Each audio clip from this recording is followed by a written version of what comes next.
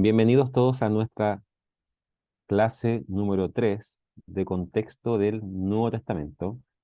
Y este día comenzamos con el módulo número 2, en el cual trataremos un tema distinto. El primer módulo se trató sobre el canon del Nuevo Testamento, pero ahora veremos el periodo que se llama helenístico, periodo helenístico, ¿ya? Y de esa perspectiva vamos a comenzar revisando el programa de clases para ver en la ruta de aprendizaje qué es lo que estaremos revisando el día de hoy. Bueno, el día de hoy entonces vamos a estar revisando lo que se llama el periodo helenístico e intertestamentario, que significa entre los dos testamentos. Y los objetivos son básicamente dos. Número uno es conocer la evolución política y los cambios sociales que existieron en el periodo intertestamentario, es decir, entre Malaquías y Mateo. Y número dos, conocer el contexto religioso en el que se desarrolla el Nuevo Testamento. Para eso, la lectura obligatoria se basa en dos libros. Uno se llama Daniel Noel, se llama Historia de Israel. La tercera parte, que se llama En tiempos de los imperios del exilio a Antíoco Epífanes. Es el texto, un material católico, pero que no habla nada extraño, simplemente en una parte histórica, ¿ya? Es desde la página 45 a la página 64 del PDF. Y además hay que leer el texto de Claude Tassin, que se llama De los Macabeos a Herodes el Grande. También es un material católico, pero insisto, no hay nada extraño ahí, es solamente material de historia. Y hay que leer las 48 páginas. Ya son bastantes, pero es una lectura rápida, interesante, entretenida. Así que para esto tenemos 2 semanas. Por lo mismo, nuestra clase es el día de hoy. Y vamos a revisar toda esta materia del día de hoy, bastante, pero sin duda va a ser de mucha bendición. Y la fecha para entregar, la fecha límite para entregar este material, estas actividades, es el 5 de septiembre. ¿Y cuáles son las dos actividades? Básicamente es leer, decir que leyó todo esto, es informar su lectura en un porcentaje, ¿verdad? Y lo demás, hacer un ensayo. ¿De qué se trata el ensayo? El ensayo consiste en un ensayo reflexivo que exponga su pensamiento. Esto es importante, su pensamiento. No quiero que copien y peguen, sino que pongan sus propias ideas y reflexiones sobre el periodo helenístico y las aplicaciones prácticas tanto para la vida personal como para una iglesia local.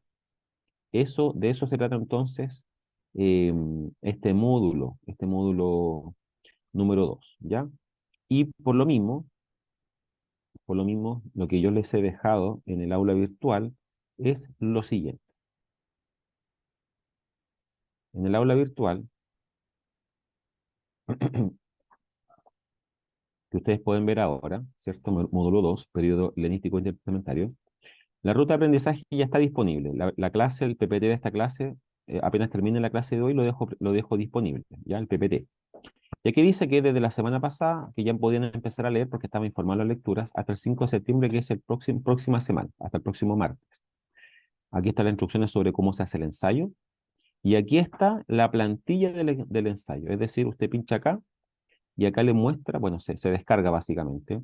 Está parte por parte de cómo se hace el ensayo. Así que están instrucciones del ensayo, la plantilla del ensayo y la pauta para escribir un ensayo. Así que tiene todo. Aquí están las lecturas obligatorias y básicamente la actividad dijimos que eran dos: declarar su lectura y número dos, hacer el ensayo, ¿ya? Así que va quedando todavía una semana, casi 8 días para que lo puedan hacer. Así que espero que les vaya bien con eso también, ¿ya? Espero que hayan disfrutado el primer módulo sobre el canon del Nuevo Testamento, porque ya hoy pasamos a algo nuevo, algo distinto, que si bien es cierto, es parte del contexto del Nuevo Testamento, sin duda es un tema distinto porque corresponde al periodo que se llama periodo helenístico, ¿ya? Periodo helenístico. Así que vamos a comenzar con nuestra clase de hoy mostrando el PPT y empezando a avanzar con esta materia también, ¿ya? Ya hemos orado, confiando en el Señor que que bendiga esta clase, ¿ya? Entonces, aquí estamos en lo que llamamos el periodo helenístico. Periodo helenístico. Tenemos un segundito. Periodo helenístico. El contexto del Nuevo Testamento.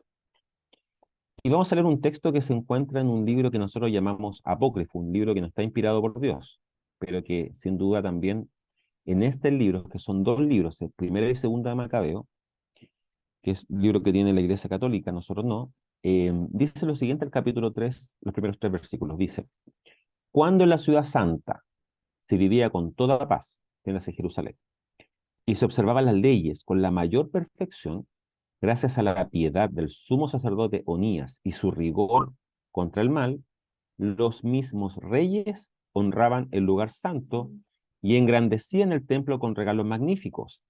Hasta el mismo Seleuco, vamos a ver quién es Seleuco, donde vienen los Seleucidas, rey de Asia, pagaba de sus entradas personales todos los gastos necesarios para los sacrificios litúrgicos.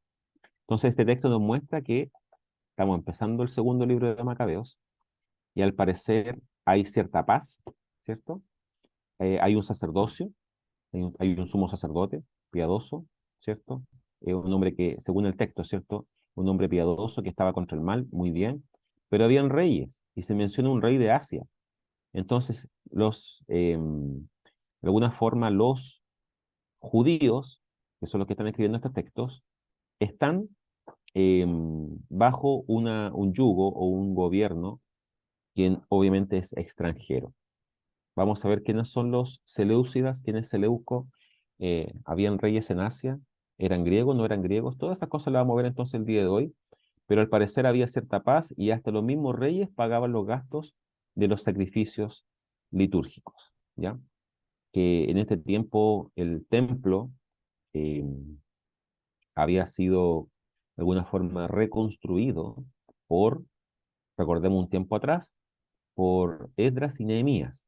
Esdras, toda la reforma espiritual, Nehemías, la reconstrucción de los muros de Jerusalén, eso aproximadamente el año 450 antes de Cristo. Y esto pasa después de esto, entre los testamentos. Así que por eso es que sí es recomendable leer los libros llamados apócrifos, pero entender que no es palabra de Dios, por supuesto, porque en algunas partes, en algunos textos, en algunas secciones, hay contradicciones doctrinales, como lo vimos también cuando se formó el canon, cuáles eran los criterios, además de que fuera escrito por alguien, ¿verdad?, de testimonio reconocido, vimos también que no tenía que tener contradicción con el resto de la doctrina cristiana o el resto del libro, de los libros de la Biblia, ¿ya? Entre otras cosas más. Así que bueno, empecemos nuestro estudio, nuestro viaje por el contexto del Nuevo Testamento, específicamente lo que tiene que ver con el periodo helenístico, ¿ya? El periodo helenístico. Bueno, a modo de contexto, hay que reconocer que el imperio persa, que fue el imperio que vino después de los babilonios, gobernó 200 años y en ese periodo parece haber sido bastante tranquilo en general para los judíos. A excepción del libro de Esther, tenemos poca información sobre qué vivieron los judíos en ese tiempo. El único libro que nos menciona algo es Esther. Y recordemos que Esther es el libro del Antiguo Testamento que no menciona a Dios, pero Dios claramente está actuando ahí. Solo sabemos que los enemigos amenazaban a los judíos que vivían en Persia. Probablemente quienes permanecieron en exilio vivían en paz. Increíble. Los que estaban fuera de Israel tenían paz. Los que estaban dentro de Israel tenían peleas constantes. Bueno, en Palestina, en Israel, el pequeño remanente que quedó regresó un grupo del exilio y este comenzó a restaurar el templo. Recordemos que ahí está en todo el trabajo de Zorobabel, que fue uno de los primeros que volvió, ¿cierto? Luego la reforma de Esdras y luego también vimos el trabajo que hizo Nehemías con la reconstrucción del templo en 52 días, ¿ya? Y el pueblo se volvió a estudiar la palabra de Dios, ¿ya? Eso empezó a suceder. Así que ese es el contexto en el que nos vamos a mover el día de hoy, ¿ya? Bueno, como vemos acá, el imperio persa fue muy grande. Fíjense que el imperio persa, bueno, aquí está Asiria, que Asiria fue un pueblo bastante amplio en un momento, pero después llegaron los babilonios, que conquistaron mucho, y después el último fueron los persas, los medos persas, porque era una mezcla, ¿ya? Así que fíjense que fue un grupo muy grande. Y efectivamente uno de los últimos reyes o emperadores del imperio persa fue Darío. Hubieron tres Daríos, ¿ya? Hay un Darío que se menciona en el libro de Daniel, pero hay dos Daríos más. Y uno de esos Daríos trató de conquistar acá incluso Grecia. Y esta guerra entre los griegos y los medos persas se le llamó las famosas guerras médicas, es decir, la guerra entre los griegos y los medos persas, ¿ya? Pero ahí aparece después un personaje importante que vamos a ver a continuación. Cronología del Imperio Persa. Partamos entonces acá con el año, con Ciro II, de que vivió durante ese tiempo, es decir, después de Nabucodonosor siguió habiendo historia, ¿ya? Ciro II, distintos personajes, ¿cierto? Toma de Babilonia, Abina, y después Ciro es muy importante porque la Biblia lo menciona como un siervo de Dios, pese a que no se menciona que era cristiano. Pero tiene que ver con que en el Antiguo Testamento se muestra que Dios tiene el control de todas las cosas, inclusive Dios tiene el control de los grandes imperios que están gobernando en la zona de Israel y en todo el mundo, porque Dios es un Dios universal, no solamente es el Dios de Israel, aunque el pueblo de Israel solamente lo adoraba en ese tiempo y hoy en día todas las naciones. Bueno, el edicto de Ciro es importante este año porque Ciro hace algo que nadie antes había hecho. Ciro les dice a muchos pueblos que habían sido conquistados por los babilonios que se pueden devolver a su tierra natal. Y gracias a ese edicto, mucha gente muchos judíos se devolvieron a Jerusalén, muchos, incluido Zorobabel. Zorobabel significa simiente de Babel. Y pese a que tenía un nombre distinto, ya un nombre babilonio, como después Sadrach, Mesach y Abednego, es decir, Daniel y sus amigos, vemos que finalmente eso es importante. Y se cumplen los 70 años que había dicho el profeta Jeremías, que había él dicho que cuando estaban destruyendo Jerusalén y todo, además de comprar una propiedad en ese momento tan complejo, él dice que 70 años va a durar esto. Y efectivamente, en 70 años, algunos plantean que fue desde que fue el año en que finalmente se reconstruye el templo, el año 516, ¿ya? Edicto de Ciro 538, empiezan a reconstruir el templo, dejan el templo a la mitad, ahí actúan Habacuc y varios personajes más empiezan como eh, a hablar que el pueblo no deje de lado, es decir, plantan sus casas, se preocupan de sus cosas y el templo está sin reconstruir. Finalmente el templo se construye el año 516, 515 después de Cristo y se cumplen 70 años desde la destrucción hasta que lo vuelven a reconstruir. Cuando se reconstruye el templo, los ancianos lloran y los jóvenes ríen, dice la Biblia. ¿Alguien sabe por qué los ancianos lloran y los jóvenes ríen cuando se reconstruye el templo? Una pregunta para usted, que interactúe un poco. Estamos hablando todavía de la Biblia, después empezaremos el periodo intertestamentario, pero ¿alguien sabe por qué los ancianos lloran cuando ven el nuevo templo cuando se inaugura el nuevo templo y los jóvenes ríen? ¿Se puede imaginar por qué será?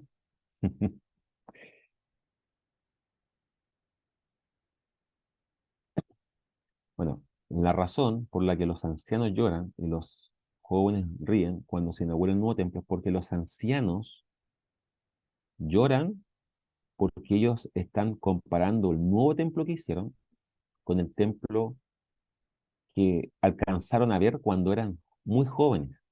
Un templo lleno de oro, un templo espectacular con todas las cosas. Y por eso ellos lloran porque se dan cuenta que la reconstrucción del templo nuevo no se compara con el templo original. Por eso lloran, porque ya no es la misma gloria. Y los jóvenes ríen porque siempre le habían dicho que hubo un templo, pero nunca lo conocieron. Y claro, y el que conocieron estaba destruido. Entonces estaban muy contentos cuando estaban viendo el nuevo templo. Y ahí la diferencia entre lo porque unos lloraban y otros reían. Después de todo esto de Edicto de Ciro, ¿verdad? Y todo esto que sucedió, vinieron distintos personajes como Cambises, Darío I, ¿cierto? Jerjes, eh, Artajerjes, ¿cierto? Y en esta época de Artajerjes es que también probablemente ocurre la historia de Nehemías, Esdras y Nehemías aproximadamente, ¿ya? Así que, pero después vino otro Darío, otro Artajerjes, de nuevo Artajerjes, Arces, y Darío III es uno de los últimos, Darío III, ¿ya? Y cuando él actúa, ¿cierto? Finalmente son derrotados en Isos, una batalla importante que sufren los persas, y ya empezó aquí, fíjese que el papá de Alejandro Magno, Filipo, conquistó un par de cosas, pero Filipo trató de unificar a los griegos. Gracias a que el papá de Alejandro Magno unificó a los griegos, su hijo, que era un gran estratega, Alejandro Magno, pudo empezar sus campañas militares. Y fue Alejandro Magno el que derrotó al último persa, llamado Darío III. ¿Y qué sucede? Desde ahí entonces termina la historia persa y empieza entonces la historia griega. Fueron los griegos quienes pusieron obstáculo a la expansión persa. Los persas quizá hubieran llegado hasta Europa, ¿ya? Los griegos pusieron este obstáculo. Las famosas batallas de Maratón, Termópila, Salamina tuvieron lugar en este periodo en el siglo IV antes de Cristo. Bueno, además está decir los que han visto películas famosillas de Hollywood, como por ejemplo la película 300, la uno y la 2, tratan de mostrarnos cómo eran estas grandes batallas, ¿cierto? De los espartanos y los atenienses, etc. Bueno, pero la edad de oro de Grecia comenzó un poco antes.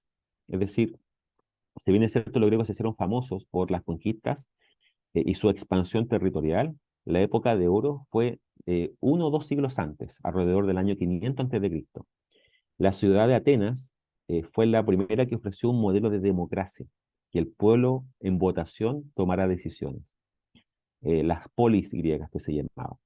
La verdadera época de poder e influencia griega comenzó cuando Felipe de Macedonia, o Filipo, unificó los estados de Grecia que antes combatían entre sí, en el año 338 a.C. Donde quiera que iban los ejércitos, difundían sus ideas griegas o helenistas, y la lengua y también su idioma, la lengua griega. Los pueblos entonces que ellos conquistaban se construían según el modelo griego y tenían teatros y gimnasios, porque ellos querían imponer su cultura. La influencia griega fue perdurable.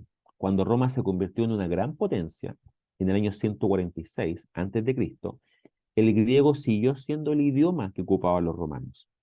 Los romanos absorbieron muchas ideas griegas e incluso se adaptaron los dioses griegos bajo nuevos nombres. El Nuevo Testamento fue escrito en griego en el siglo I, el Nuevo Testamento, ¿verdad? Cuando gobernaba el Imperio Romano. Los judíos sintieron el impacto de las ideas y costumbres griegas en su vida y cultura. El apóstol Pablo buscaba ciudades estratégicas para predicar el Evangelio de Jesús.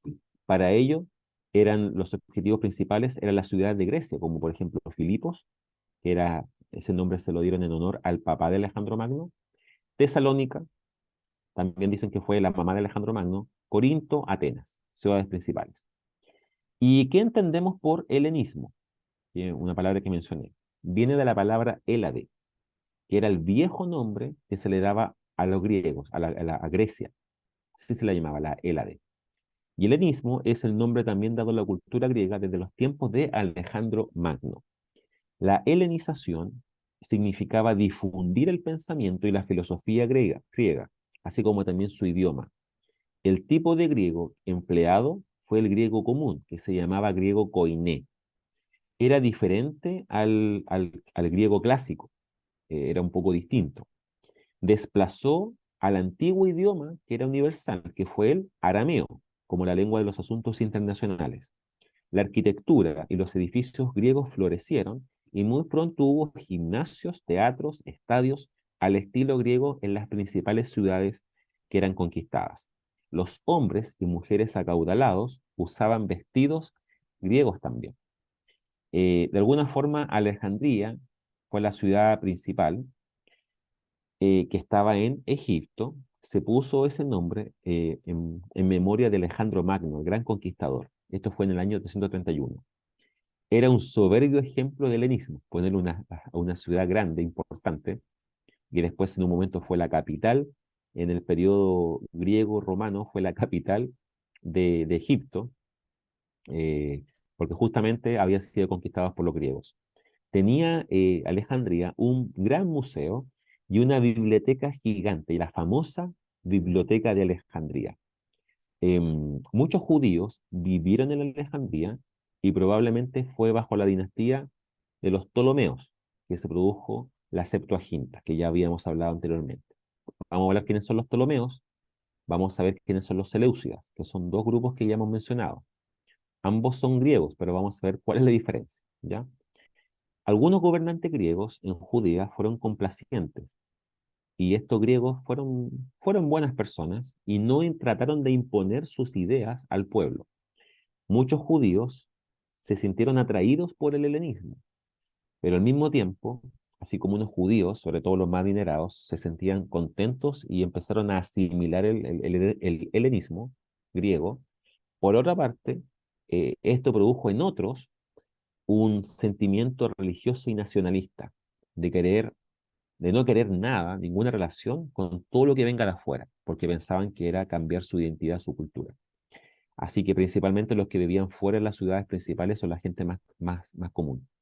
Este grupo de gente fervorosa, piadosa, nacionalista, que no quería nada con los extranjeros, se llamó el grupo hasídico. Anoten esa palabra, los hasídicos, que significa los leales, los píos, piadosos. Eran devotos solamente del Pentateuco, de la Torá, y contrarios a todo tipo de helenización, a que les impusieran otra cultura. Así que importante también, ¿cierto?, el aporte que significó eh, todo esto que es la difusión de las ideas griegas, la helenización, el helenismo, ¿ya? Así que yo sin duda me imagino que están recordando tiempo o momentos cuando en el colegio, ¿cierto? Veíamos toda esta historia griega, ¿cierto? Y ahora está como todo se está juntando y está relacionándose con la palabra de Dios y con la historia del pueblo judío, ¿ya? Así que sigamos avanzando para revisar qué pasó después. Bueno, vino un periodo que se llama soberanía griega o helenística, ¿ya? ¿Por qué? El año 333, Alejandro Magno conquista Palestina, es decir, conquista a los judíos. Luego viene un periodo, fíjese que parece que después de Alejandro Magno, 30 años después, vienen los reyes egipcios, los Ptolomeos, los que están a cargo, de alguna forma, sobre los judíos. En los años 200 están los reyes sirios, la dinastía seleucida. Y después viene un personaje que es terrible, muy complejo, que algunos lo llaman el anticristo, que se llamó Antíoco IV Epífanes o Antíoco Epífanes IV, pongan el nombre que ustedes desean, que él es alguien que profana el templo el año 168. Todo esto es antes de Cristo. Entonces, vamos a ver quién fue Alejandro Magno, quiénes son los Ptolomeos, quiénes son los Seleucidas, quién fue Antíoco IV Epífanes. Eso vamos a ver a continuación. Partamos por Alejandro Magno. Este personaje es un joven que con 20 años de edad, o sea, muy joven, empezó a ganar batallas una vez que su papá, Felipe de Macedonia, fue asesinado. En el año 334, en Gránico, Alejandro consigue su primera victoria sobre un ejército reunido por los sátrapas de Asia Menor. ¿Recuerdan que los sátrapas aparecen en el libro de Daniel? Bueno, aquí un grupo, ¿verdad?, que se reúne a pelear contra este griego, los persas contra los griegos, y Alejandro gana en Gránico. Al año siguiente, eh, la derrota del emperador Darío III en Isos abre a Alejandro el camino hacia Egipto. Y por eso es que después Alejandro Magno funda la ciudad de Alejandría, en honor al mismo. Una nueva derrota de los persas ocurre en Gaugamela, le abre todo el oriente. Se mete entonces Alejandro Magno en Babilonia y en Susa, ciudades que aparecen en nuestra Biblia, ¿cierto? También ingresa a Persépolis y Pasargades, donde el botín es enorme, en el año 330 a.C. Darío III, en su huida hacia el mar Caspio, es asesinado en el año 330. Y del año 329 al 326, Alejandro continúa extendiendo su imperio en dirección a la India. Sigue creciendo allí. Y efectivamente, este pequeño gráfico nos trata de mostrar cómo fue el avance de Alejandro Magno en toda esta zona. Desde Grecia, ¿cierto? Desde toda esta zona, que es unificada por el papá de Alejandro Magno. Luego una gran batalla en Gránicos, ¿verdad? Que él gana a los sátrapas. Luego, ¿verdad? En Isos, también en esta zona. Luego se mete acá a Alejandría y también conquista todo Egipto y ahí funda esta ciudad en honor a él.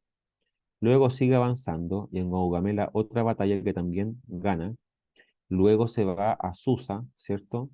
Y después le cambia el nombre a Alejandria Susiana, ¿verdad? Pero en el fondo era el ex Susa.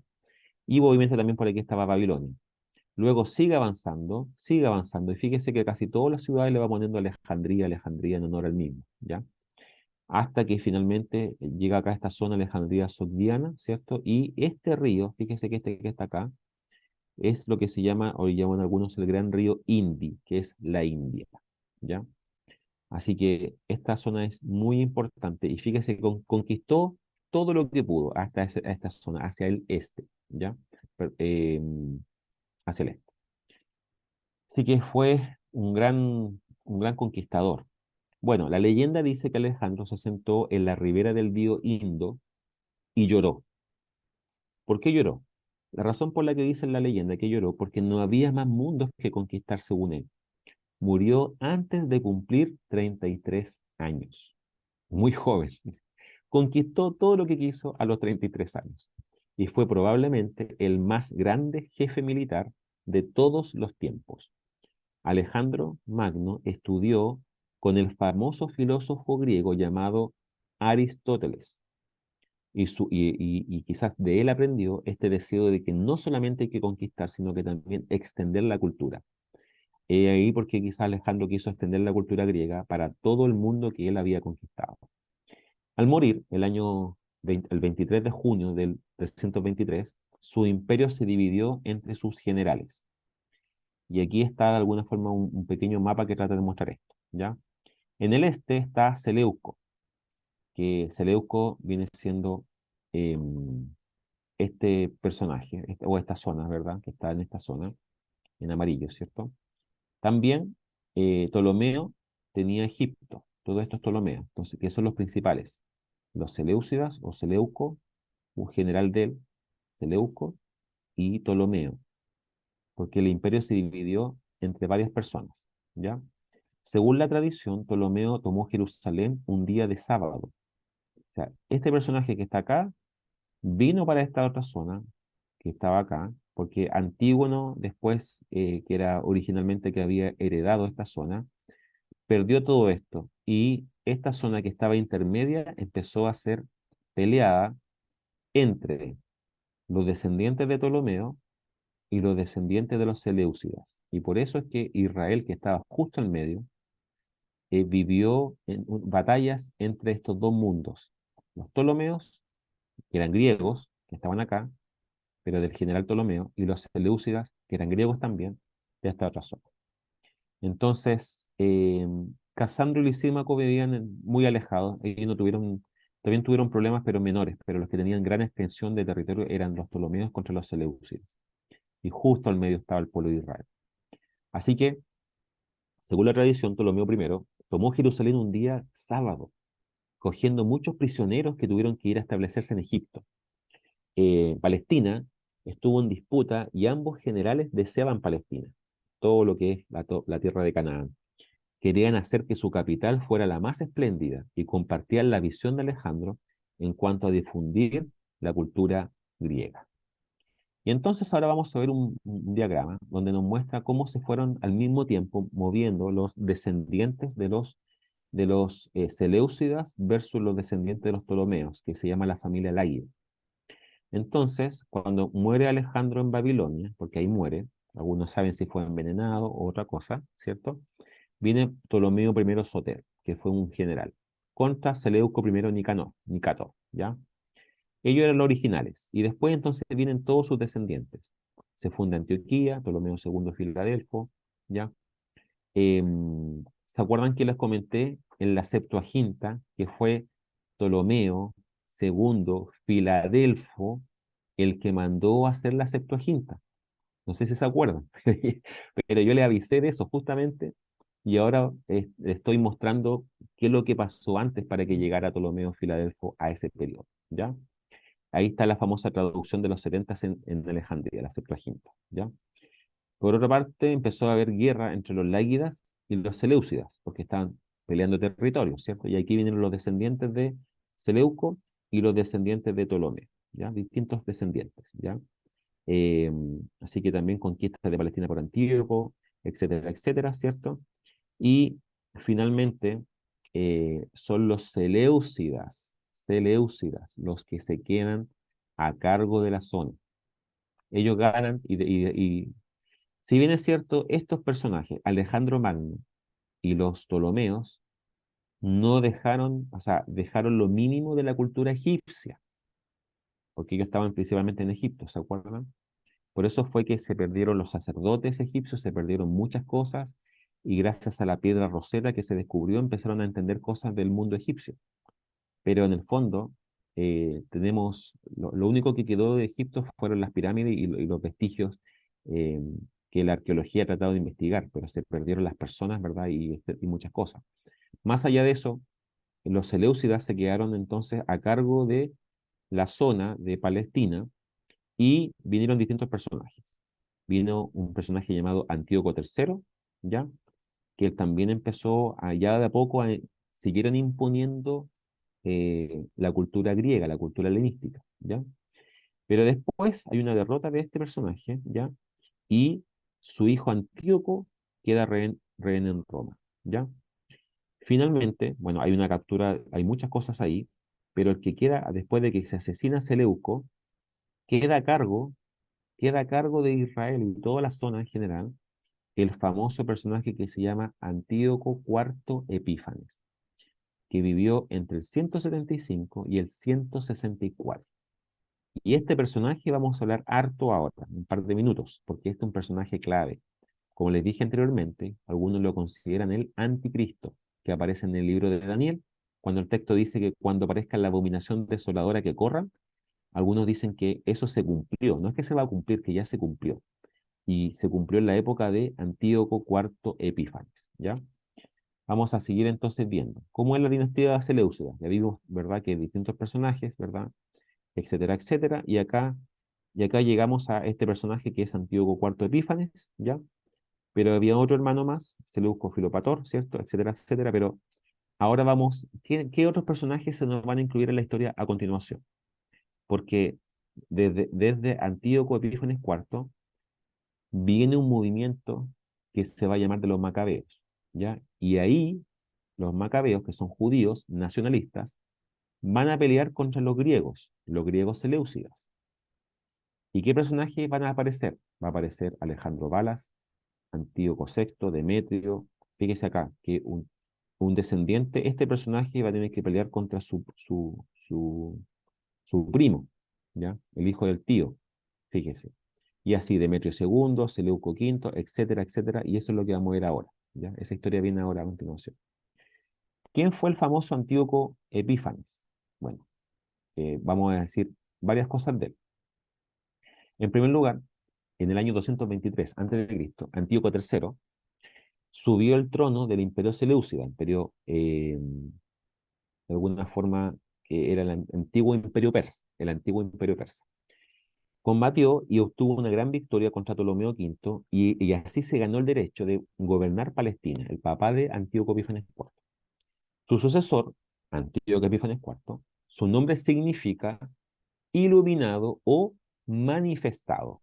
Eso significa su nombre, iluminado o manifestado. Y él asume el trono luego de matar a su propio hermano. Ya vemos que Antíoco Epífanes IV no era alguien de muy buena conciencia y reputación. Antíoco se creía Zeus encarnado. Desarrolló una campaña de helenización con celo obsesivo. Según Antíoco, el culto de Zeus era la prueba de la lealtad de un ser humano. Esto también entrañaba absoluta obediencia al rey porque el rey representaba a Dios. Empezó entonces a entrometerse en los asuntos del pueblo judío. Quería más dinero, de modo que aumentó los impuestos al pueblo. Subastó el cargo del sumo sacerdote al que le diera más dinero, eh, y ganó Menelao, manipulando él el arreglo. Al final, dos rivales se disputaron el puesto. Como resultado, Antíoco en persona, con su ejército, reinstaló a su candidato favorito. Saqueó el templo y declaró ilegal la fe judía. Impuso también la pena de muerte, impuso la pena de muerte em, a toda mamá que circuncidara a su hijo, que era la señal de la alianza. Y todo aquel que poseyera una copia de la Torá, del Pentateuco, también lo hacía matar. El que observara el sábado, el que el sábado descansara según la ley judía, también lo mandaba a matar. y obligó a comer alimentos prohibidos, como cerdos y otras cosas también. Todo esto aparece en el libro de Primera Macabeos, capítulo 1, versículo 44 al 59. Entonces, era un personaje terrible, terrible y temible. Bueno, el año 168 después de Cristo, entró con sus tropas en Jerusalén y puso en el altar a Zeus, encima del altar del sacrificio en el patio del templo. Fíjense. ¿Se acuerdan que yo le había dicho que los griegos ponían gimnasios, teatros, se acuerdan, estadios? Bueno, en el templo pusieron un altar de Zeus. Hizo blasfemia a los ojos judíos al sacrificar cerdas. Un cerdo ya era algo, un animal impuro, pero cerdas, ya como también recordemos todo el tema que tienen los judíos con el tema de los macho y hembra. Para el judío, el cerdo es un animal impuro y una abominación. El pueblo judío fue obligado a comer puerco y a ofrecer sacrificios a Zeus. Las tropas de Antíoco patrullaban el país vigilando la ejecución de los distintos edictos que Antíoco Epífanes IV dictaba. El sufrimiento fue muy grande. Algunos no tuvieron fuerzas para resistir y obedecieron las crueles órdenes del rey. Otros resistieron y murieron por su fe y pasaron a la clandestinidad. Así que fue un periodo muy complejo para el mundo judío, muy complejo. Eh, y obviamente, como manejaban sus leyes, casi siempre los atacaban los sábados, porque los sábados no podían defenderse los judíos, porque no tenían nada que hacer, entre comillas, ¿ya? Bueno, ¿qué viene ahora? Vamos a ver que viene un periodo de independencia judía desde el año 166 al año 63 antes de Cristo. Un periodo extenso, no es algo breve, ¿cierto? Así que eso es lo que vamos a ver a continuación, pero todo empieza con la historia de Matatías. Vamos a ver quién es Matatías y sus hijos, que se llamaron los Macabeos, que se rebelan contra Antíoco. Luego viene el hijo mayor, Judas Macabeo. Bueno, se rededica al templo. Este es un tema importante para el mundo judío, el famoso Hanukkah, una fiesta que no está en la Biblia directamente, sino que ocurre en este periodo. Después otro hermano de Judas, ¿cierto? Jonathan, después Simón, después vienen descendientes, ¿ya? Y el último, antes de que lleguen los romanos, es Aristóbulo II. Y de esto vamos a hablar a continuación, ¿ya? Aquí está la dinastía, aquí pueden ver entonces cómo se observan. Todos los gobernantes macabeos que se indican en cursiva fueron también sumos sacerdotes, excepto Alejandra Salomé y Aristóbulo II, ¿cierto? Menos Aristóbulo, ¿verdad? Que fue uno de los últimos, y Alejandra Salomé, que fue ella. Los demás, todos, además de ser eh, gobernantes macabeos, que trataron de ser unos nuevos reyes, entre comillas, en Israel, obtuvieron el cargo de sumo sacerdote. Y entonces ese es un problema, porque ellos quisieron tener el poder político y el poder religioso en sí mismos. Y eso fue algo que les jugó en contra con el paso del tiempo. ¿Qué pasó entonces acá? Bueno, vamos a ver entonces, vamos a ver quiénes fueron, primeramente vamos a ver quién fue Matatías. A un sacerdote, cuando Antíoco Epífanes IV estaba haciendo lo que quería, ¿cierto? Sus caprichos y deseos por la helenización, un sacerdote llamado Matatías, de un linaje de Yoarib, natural de Modín, que es una localidad pequeña al noroeste de Jerusalén, le ordenaron ofrecer un sacrificio a Zeus el año 166 a.C. Y él se negó, resueltamente. No solamente se negó, sino que mató al oficial sirio, griego sirio, ¿cierto? Que impartió la orden, y a un compatriota judío que le había obedecido dócilmente. Fue muy violento este Matatías, porque era muy nacionalista. Entonces él con sus 5 hijos huyeron a los cerros y se escondieron. Se les unió un grupo de judíos leales, píos, ¿cierto? Que eran también nacionalistas, al grito de batalla, que dice, todo el que tenga celo por la ley de Moisés y quiera ser fiel a la alianza de Dios, que me siga. Y a ese grito, muchos lo siguieron.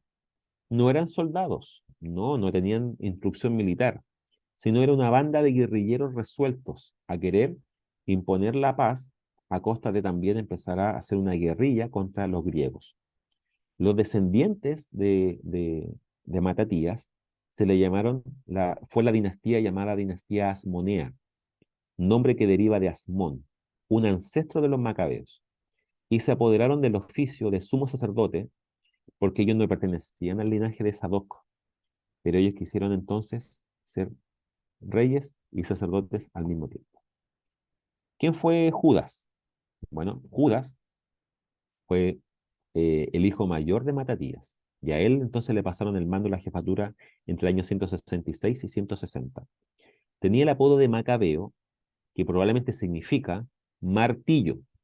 Macabeo significa martillo, en reconocimiento a los pesados golpes que atestó contra sus enemigos. Pese a su enorme desventaja numérica, Judas y sus seguidores efectivamente vencieron a Antíoco IV y exigieron un tratado de paz. Judas obtiene varias victorias, muchas, esto aparece en primera y segunda de Macabeo. Y el año 164 a.C., Licías, que era el hombre de confianza de Antíoco Epífanes IV, tomó personalmente el mando de un nuevo ejército, pero también tuvo que ceder ante los macabeos. Basado en estos éxitos, Judas pudo apoderarse del templo de Jerusalén el año 165 a.C. y proceder a su purificación y restablecer el culto en su integridad y pureza. Este acontecimiento se conmemora todos los meses en diciembre para el mundo judío, en el famoso Festival de las Luces o Hanukkah, que la historia cuenta, los judíos cuentan, que está este candelabro de 7 brazos, ¿cierto? Famosa menorá, y que para preparar ese aceite especial que hace que esté prendida la llama, se demoran más de 7 días a 2 semanas, como 15 días plantean algunos, en que se prepare el aceite. Y ya no tenían aceite para eso, no tenían aceite. Y lo que pasó, dice la historia entonces, que ellos tenían un poco de aceite que no alcanzaba para mucho, pero este aceite les, por la gracia de Dios, dicen ellos, ¿cierto? Por la misericordia de Dios, nunca se apagó la luz, nunca se apagó la menorá. Y esto lo cuentan como una historia milagrosa de Dios para con ellos, como señal de que Dios estaba con ellos en este acto de purificación. Y por eso, mientras nosotros celebramos Navidad, ellos celebran su famoso Hanukkah. Y por eso los judíos también tienen su celebración y su fiesta al mismo tiempo que nosotros.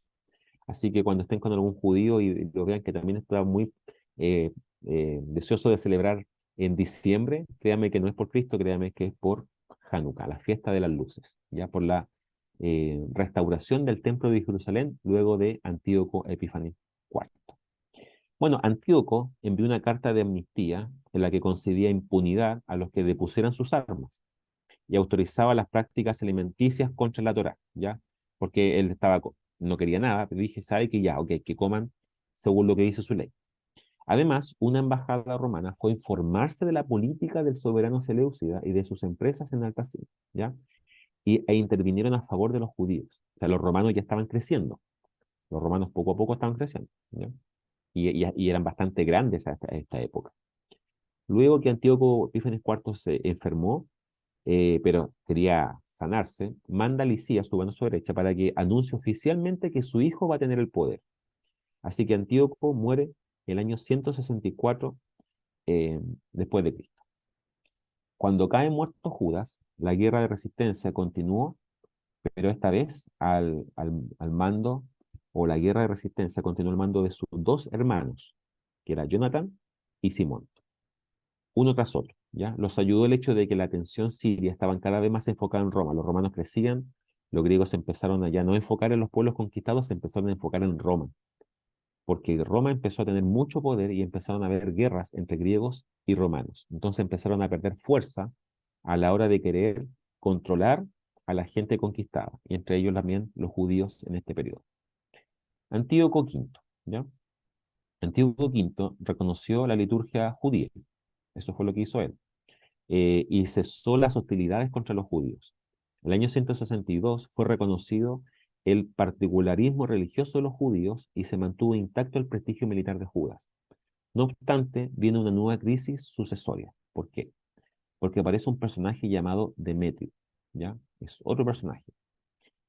El hermano asesinado de Antíoco IV, ¿se acuerdan que él mató a su propio hermano? Bueno, ese hermano tenía un hijo llamado Demetrio, que era de alguna forma el primo de Antíoco Epífanes IV, ¿ya? Residía oficialmente en Roma como rehén, ¿ya? por unos tratados. Al conocer la muerte de su tío, él reclamó, de Antíoco Epífanes IV, reclamó el título real, reclamó el título que tenía su tío, y él dijo que él debería ser entonces el nuevo rey en Palestina. Pero el Senado rechazó su petición, Senado romano, ¿ya? Quienes preferían en el trono a un soberano joven e inexperto. Bueno, Demetrio se escapó de Italia y tan fácilmente que se sospecha que tuvo cómplices, ¿verdad?, dentro de la aristocracia romana, y desembarcó en Fenicia el año 162. Pronto Demetrio se hizo seguidores y al llegar a Antioquía hizo matar a su primo y al mismo brazo derecho de Antíoco Epífanes IV, a Licías. Mató a todos, ¿cierto? En primera Macabeo nos dice que el éxito de una forma de Judas, Judas el Macabeo, no duró mucho. Poco después, Demetrio envió una expedición de castigo. Judas murió en combate y su cuerpo fue recogido por Simón y Jonathan, sus hermanos, y depositados en una tumba en la localidad de Modín. Así que vemos que este periodo fue muy complejo, porque también Demetrio arremetió con todo contra los judíos, y los judíos, los macabeos, no quisieron entonces tampoco dar tregua, y fue un periodo muy complejo. Así que, bueno, viene la época de Jonathan y la crisis sucesoria, ¿ya? La desaparición de Judas en el escenario, el hijo de Matatías, ¿cierto? Ahora vienen los hermanos. Inaugura un periodo de restauración del poder seleucida. Demetrio empezó a imponer de nuevo sus ideas griegas, ¿ya? Báquides castigó a los partidarios de Judas. Dice, Israel cayó en una tribulación tan grande como no lo había visto desde la época en que cesaron los profetas. Sobrevino hambre y escasez en octubre del año 163 hasta octubre del año 162, y un año sin comida fue terrible para el mundo judío. Los enemigos del dominio griego le pidieron a Jonathan, el macabeo, que tomara el puesto de su hermano Judas y que se pusiera al frente del movimiento de resistencia. Eh, el partido helenista debía debilitarse con la muerte del sumo sacerdote, que no había sido sustituido por nadie más, ¿ya? Entonces vemos que tampoco los judíos están muy preocupados de la parte religiosa, como que hubiera una continuidad en ese sentido. Jonathan tenía poco tiempo para reforzar sus tropas y asegurar un cuartel estable, pero Demetrio eh, arremetió con todo, pero Demetrio perdió la guerra contra un soberano de la zona norte de Capadocia. Y con eso Demetrio empezó a perder popularidad entre sus mismos seguidores. Jonathan entonces se muestra favorable a una alianza entre macabeos y seleucidas, ¿ya? Y utiliza su ejército para acabar con el partido helenista y asegurar su propia posición. Finalmente, la voluntad negociadora de los griegos obliga a suponer que Jonathan contaba con suficiente influencia en Judía para presentarse como un interlocutor. Porque al principio la guerra entre macabeos y griegos era muy clandestina, muy de bajo perfil. Era como matar personajes por acá, por allá. Nunca una guerra de tropas contra tropas directamente. Era una guerra de guerrillas. Pero ahora, poco a poco, los macabeos cada vez tuvieron más poder y más gente, y ya tenían entonces autoridad para mostrarse públicamente y empezar entonces a negociar contra los griegos. Y ahí viene entonces el sumo sacerdote Jonathan, que es este personaje también importante. Em, Así que justamente, em,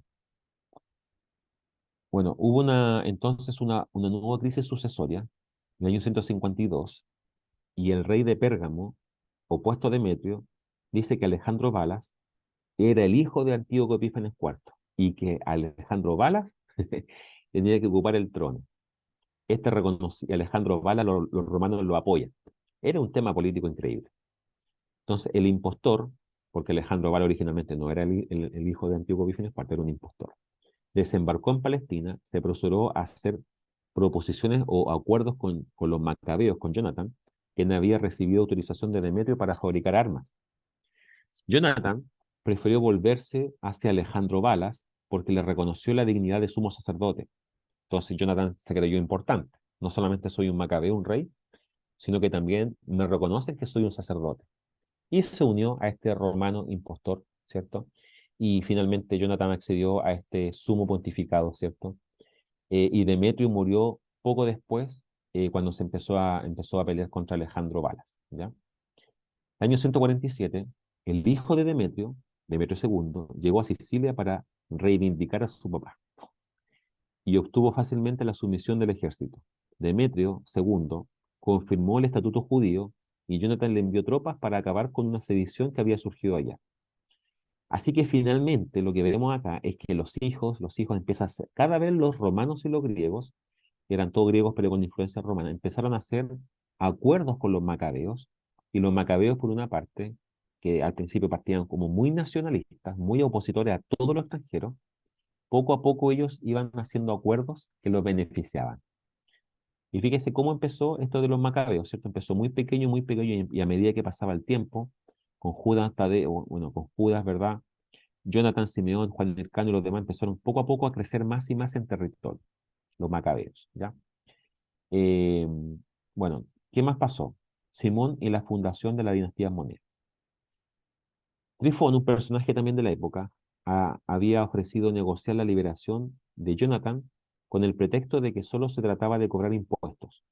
Simón, que era otro también macabeo, aceptó entonces enviar el dinero del rescate, y entregar sus dos sobrinos como rehenes para demostrar a los judíos que estaba dispuesto a todo con tal de salvar a su hermano. Sin embargo, el autor de Primera de Macabeo indica que Simón no tenía muchas esperanzas, ya que se fiaba muy poco de la palabra de Tifón. Bueno, finalmente, ¿qué pasó? Muere asesinado Jonathan, ¿ya? Y finalmente es un tema terrible. ¿Y quién sucedió a Simón? El hermano de él, que, bueno, Trifón también se deshizo de Antíoco VI y se hizo proclamar rey, ¿ya? Mientras que Demetrio mantenía su obediencia a los grupos que lo estaban apoyando. Esto es muy político. Simón escogió el partido de Demetrio, que le confirmó con cartas y le concedió nuevas ventajas. Judea entonces estuvo, por tanto, gobernada por un estratega judío con funciones de gobernante y sumo sacerdote. La autoridad se extendía hasta los distritos retirados, ¿ya? Cuando hablamos de este periodo de los macabeos, se refiere a lo que sucede entre el año 166 al año 63 después de Cristo, ¿ya? Eh, el pueblo judío era muy sumiso originalmente a los griegos, pero poco a poco empezaron a sumarse al liderazgo de estas dinastías monedas llamados macabeos. Así que justamente los judíos empezaron a juntarse, a reunirse y a pelear en contra de estos extranjeros, porque habían vivido las consecuencias de la sumisión total, y lo que había hecho que muchos judíos murió y le habían prohibido toda su ley, ¿ya? Así que entonces los macabeos cada vez se rendían más a hacer alianzas con los griegos, siempre y cuando les reconocieran que ellos eran gobernantes y que eran sumos sacerdotes, ¿ya? Entonces, los judíos estaban dispensados, ¿verdad? Dispersados en distintas partes, ¿ya?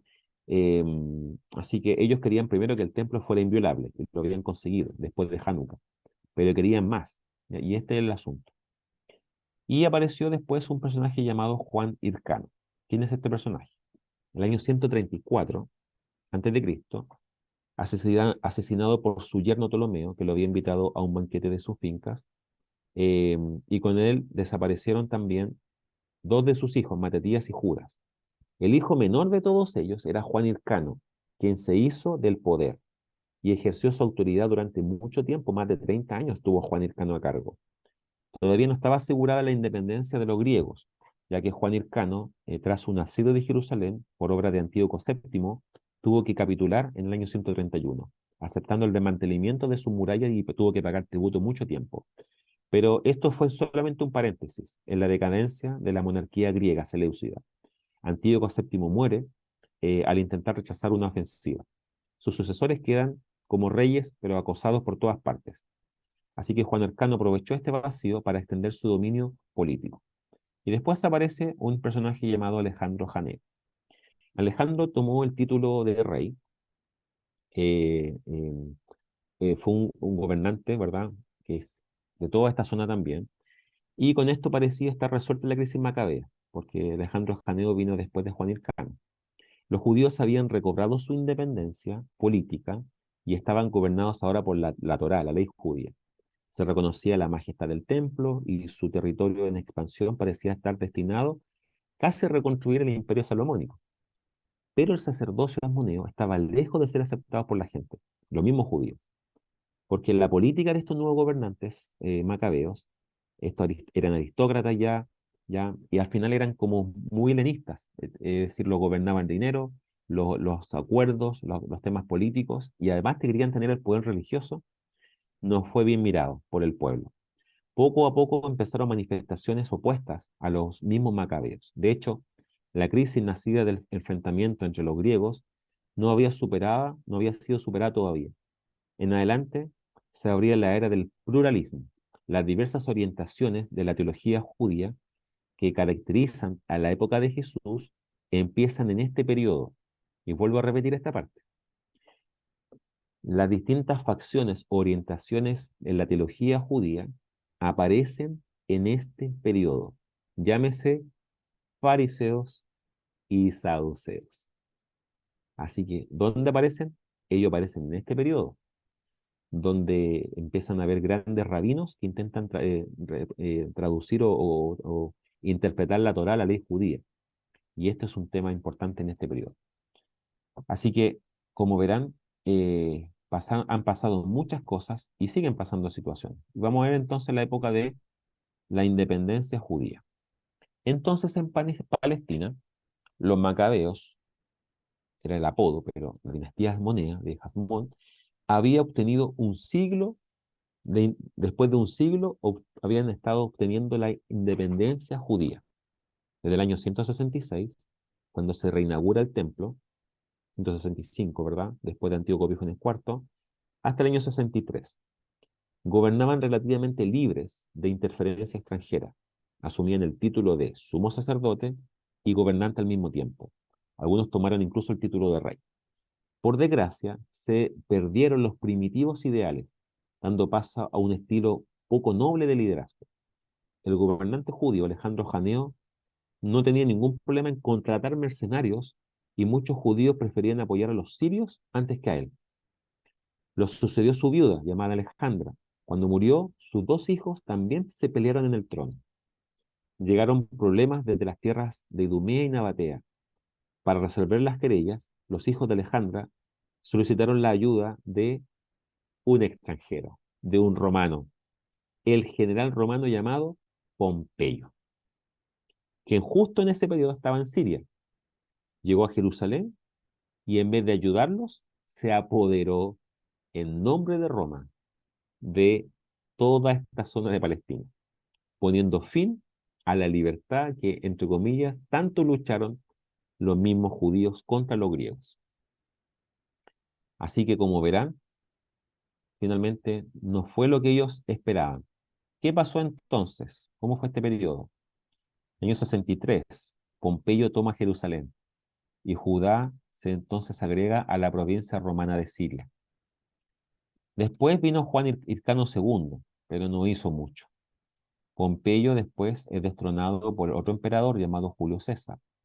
Pero después Julio César es asesinado, ¿se acuerdan? Por Bruto. Bruto es otro personaje, no es, no es un adjetivo. Eh, no, Julio César era el personaje que también amaba a Cleopatra, ¿se acuerdan? Hay toda una historia romana muy bonita ahí. Después vino Antígono, que fue un gobernante judío bajo Roma, ¿ya? Y después vino un personaje llamado Herodes el Grande, quien estaremos conversando prontamente de él.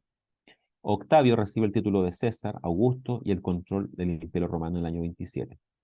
Así que como verán, muchas cosas pasaron para que nosotros lleguemos hasta, desde el Imperio el persa, pasamos por los griegos, Ptolomeo y después Seleucida, y la oposición a los griegos seleucidas fueron los macabeos. Vimos la historia macabea, que comenzó con muchos ideales, pero después se tergiversaron mucho, hasta que llegamos que toman todo el control de la zona los mismos romanos, con Pompeyo. Y ahí entonces termina esta entre comillas, libertad, que nunca fueron libres, nunca fueron libres, siempre estuvieron bajo un gobierno, bajo otro. Y en todo este contexto siempre hubo la idea, el imaginario, de que vendría un Mesías, Mashiach, ¿verdad? En hebreo, Cristo en griego, que los vendría entonces a liberar de toda opresión porque habían sido siempre oprimidos por un imperio, siempre. Entonces, ahora dejamos espacio para las preguntas o comentarios también de ustedes para seguir avanzando con nuestra clase del día de hoy. Profesor.